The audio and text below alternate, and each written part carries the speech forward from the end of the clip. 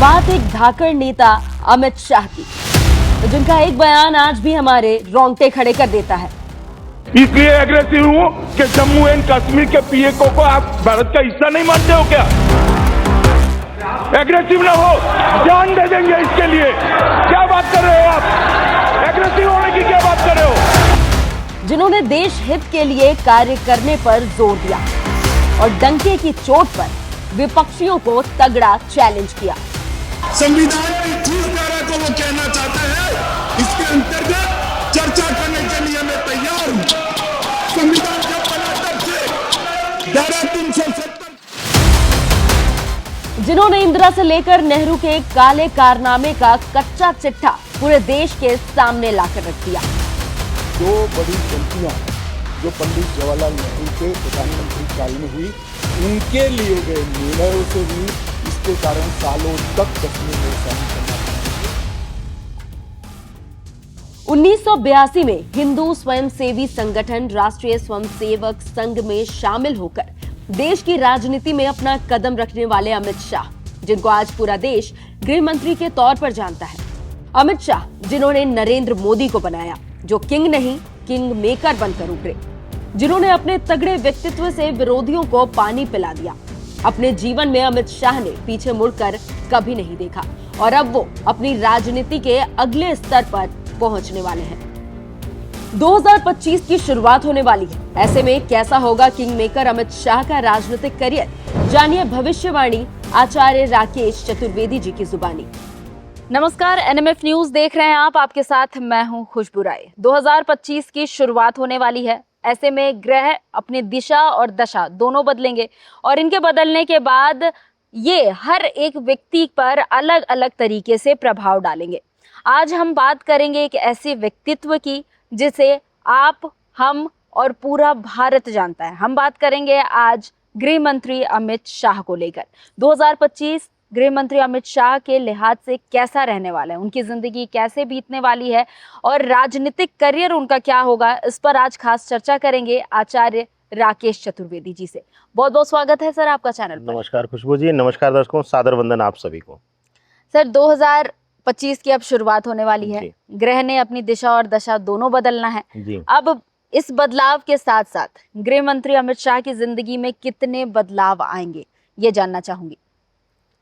देखिए, अगर मूल चीजों पर चर्चा किया जाए तो जो स्थिति वर्ष की शुरुआत में मंगल की है, चाहे वह नीच की राशि में, फिर वक्री होकर मिथुन राशि में, फिर नीच की राशि में आ जाएंगे, यानी कि लगभग 4 महीने जो है यही लुका छिपी का खेल मंगल करने वाला है।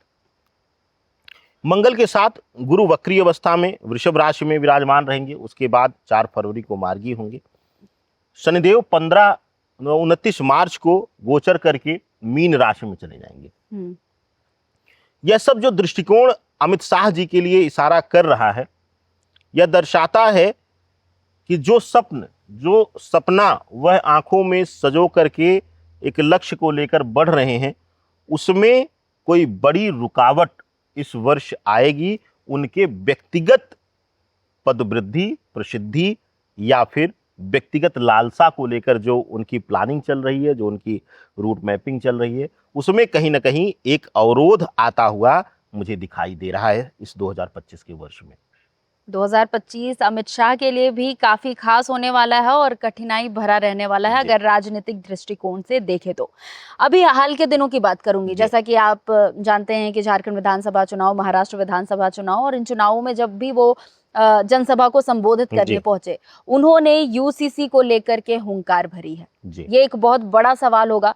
यूसीसी का भविष्यवाणी आप क्या करना चाहेंगे? अमित शाह लगातार जो ये बात बोल रहे हैं कि हम यूसीसी लागू करेंगे, हम यूसीसी लागू करेंगे, क्या ये सरकार यूसीसी लागू कर पाएगी?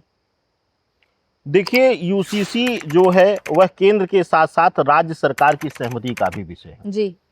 और मुझे लगता है कि या तो संशोधन करके कुछ ऐसी अनिवार्यता कर दिया जाए कि केंद्र द्वारा पारित कर दिया जाए और पूरे भारतवर्ष में लागू कर दिया जाए, जो कि मुझे लगता है कि सरकार सीधा अपने ऊपर नहीं लेगी। मंच से बोलना और मंच के बोल को सत्यार्थ करना, यानी कि फाइनल इम्प्लीमेंटेशन में डालना, मुझे लगता है दोनों में अंतर है। और आप सब तो लोग मीडिया के लोग हैं, कितने मंचों से कितने भाषण सुनते हैं, मुझे लगता है सारे सत्य हो जाते तो आज हम लोगों को चर्चा करने की किसी तरीके की जरूरत ही नहीं पड़ती। तो कहने का अभिप्राय यह है कि अमित शाह जी, उनका व्यक्तित्व, उनका प्रभाव जो रहा है शुरू से, आप लोग देखेंगे चाहे गुजरात के समय से, चाहे केंद्र में आने के बाद से, या राष्ट्रीय अध्यक्ष बनने के बाद से, हमेशा वह अपने विरोधियों पर वाणी भाव से हावी रहे जी। उनके वाणी भाव में एक अलग तीक्ष्ण तीखापन है, यानी कि बड़े कट्टरता के साथ वह जवाब देने में विश्वास रखते हैं। तो ऐसी अवस्था में आप चाहे झारखंड की बात कर लें, महाराष्ट्र की बात कर लें, झारखंड में मुझे लगता है कि थोड़ा बहुत बीजेपी का प्रभाव वृद्धि मुझे दिखाई दे रही है, लेकिन महाराष्ट्र में मुझे तो यह भी संदेह है कि दोबारा यह तोड़ मोड़ कर भी अजित पवार इत्यादि को लेकर भी सरकार बनाने लायक की स्थिति में नहीं आ पाएंगे। मुझे इस बात का पूर्ण जो ग्रहीय संकेत मिल रहा है, जो ग्रहीय गणना मेरी है कि अगर झारखंड में देखें तो भले प्रभाव वृद्धि थोड़ी सी दिख रही है, लेकिन आप महाराष्ट्र के जो ग्रहों के अनुसार देखेंगे, महाराष्ट्र के प्रभाव के अनुसार देखेंगे, वहाँ के ऑरा के अनुसार, तो मुझे लगता है कहीं ना कहीं बहुत दूर नजर आ रहे हैं। तो राजनीतिक करियर को अगर देखें हम अमित शाह जी के, तो वो इस बार कुछ खास ऊंचाइयों तक नहीं पहुंच पा रही है, जैसा कि आप बोल रहे हैं। देखिए, अमित शाह जी के लिए मैं आपके मंच से, मुझे याद होगा कि उत्तराखंड की धरा पर ही पिछले वर्ष हम लोगों ने एक शूट किया था कि हमने कहा था कि अपने वह वर्चस्व पे हैं और यह सबसे सर्वोच्च पद उनके करियर के लिए। अब इससे आगे जो है प्रभावित करियर जो है, सक्रिय राजनीति का करियर, अब उनको राष्ट्रपति बनना हो, गवर्नर बनना हो, अलग चीज है, उसमें मैं नहीं बोल रहा हूं, लेकिन अब इसके बाद वाला पद जो है, जिसकी मुझे लगता है मीडिया में खूब चर्चाएं चल रही हैं कि अगला प्रधानमंत्री होगा कौन, बड़ा संदेह है। कुछ लोग शिवराज को बोल रहे हैं, कुछ लोग अमित शाह को बोल रहे हैं। मुझे लगता है कि अमित शाह उस सिंहासन को स्पर्श नहीं कर पाएंगे, ये मैं पूर्ण रूप से बोल रहा हूं, क्योंकि देखिए निसंदेह अमित शाह जी की कुंडली में राजयोग है, राजयोग का भोग भी किया उन्होंने, लेकिन राजयोग में अंतर आता है। कई लोग सीधा आईएएस बन जाते हैं और कई लोग उस आईएएस के प्रभाव में उससे ज्यादा रुतबा रखते हैं, बस अंतर इतना है। तो हमेशा अमित शाह जी का जो राजयोग रहा है वो सर्वोच्च पद के नीचे रह करके, उससे प्रभाव में रह करके इन्होंने अपना जीवन बिताया है, और मुझे लगता है कि यही इनका जो सर्वोच्च पद है, सर्वोच्च राजनीतिक दृष्टिकोण से एक पीक समय इनका चल रहा है। अच्छा, अभी आचार्य जी आपने एक बहुत बड़ी बात कही कि अब राजयोग जो था उनका वो उसके पीक पर है, इससे ऊपर वो नहीं जा पाएंगे। उसके बाद आपने ये भी बातें कही कि अभी फिलहाल जो चल रहा है, धीरे धीरे वो आगे जा करके अब जो उन्हें पद मिलेगी वो राष्ट्रपति की मिलेगी या फिर किसी राज्य की राज्यपाल की मिलेगी। तो क्या इससे ये कहना गलत होगा कि 2029 में अगर सरकार रिपीट होती है तो अमित शाह उस सरकार में नहीं रहेंगे?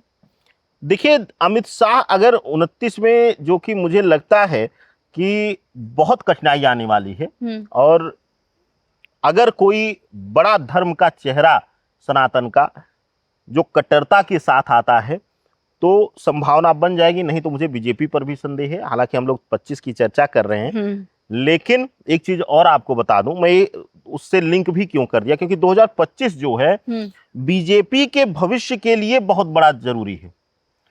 2025 का वर्ष अगले 5 साल के लिए केंद्र में बीजेपी का भविष्य तय करेगा। 2025 में अमित शाह जी के कुछ अहंकार भरे निर्णय, कुछ अहम भरे फैसले जो हैं, वह पार्टी को कहीं ना कहीं विभाजित करने का काम करेगा, और यह देखने को भी मिलेगा कि कुछ जगहों पर हो सकता है, मैं ये सहमत होकर कह रहा हूं कि कुछ जगहों पर यह विरोध के बावजूद भी पार्टी के अच्छे के लिए निर्णय लें, लेकिन उस समय भी इनका विरोध 2025 में हो जाएगा। यानी कि गलत तो छोड़िए, सही कार्य करते हुए भी इनका विरोध इनके लोग करना 2025 में शुरू कर देंगे। यानी कि आचार्य जी आपका कहना है कि 2025 जो है वो अमित शाह के लिए भी कुछ खास नहीं रहने वाला है, राजनीतिक दृष्टिकोण से उनके लिए भी डाउनफॉल लेकर ही आएगा, एकदम डाउनफॉल लेके आएगा, प्रभाव में कमी लाएगा, और इधर उधर से छोड़िए इनके ही घर में यानी कि बीजेपी में ही इनका विरोध बहुत तेजी से शुरू हो जाएगा। चलिए, इसके लिए तो ज्यादा इंतजार हमें नहीं करना पड़ेगा क्योंकि कुछ ही वक्त बचे हैं 2025 आने में और प्रभाव जो है वो शुरुआत से ही दिखना शुरू हो बिल्कुल, जाएगा। बिल्कुल। चलिए, अमित शाह को लेकर हम बातचीत कर रहे थे। राजनीतिक करियर उनका 2025 में कैसा रहने वाला है, इसके बारे में आचार्य राकेश चतुर्वेदी जी बता रहे थे। अब इस पर मुहर लग पाती है या नहीं, इसके लिए बस थोड़ा सा इंतजार करना होगा क्योंकि जैसे जैसे दिन बीतेगा वैसे वैसे सारी चीजें सामने आ जाएगी। अब ये बात प्रमाणित हो पाती है या फिर नहीं, इसका आप भी इंतजार करिए, हम भी इंतजार कर रहे हैं। फिलहाल इस खास वीडियो में बस इतना ही। हम दोनों को इजाजत दीजिए। नमस्कार। नमस्कार।